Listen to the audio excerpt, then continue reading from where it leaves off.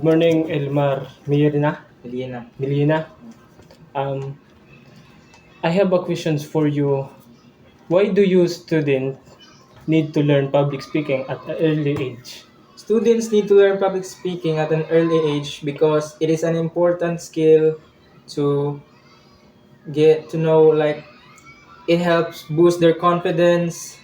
It helps nang prepare them for future academic in their academic lives. It overall public speaking can help them throughout their life. So learning it at an early age can make them more nang make them more well known to public speaking. They can understand it better in the future because they started at an early age. And that's all. Thank you, Mr. Elmar Medina. Elmer Medulya. Welcome. What is important of public speaking? Public speaking is important because it builds confidence to help people express themselves effectively. Good morning, Mr. And RG. This is question for important public speaking. Why is public speaking useful in job interview and workplace?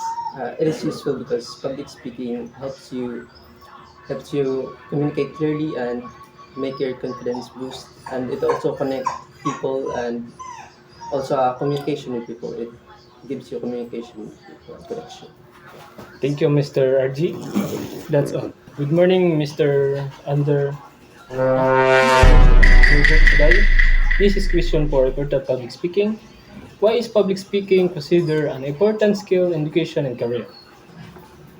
Public speaking will help you succeed in school and work by making you more confident and better sharing ideas.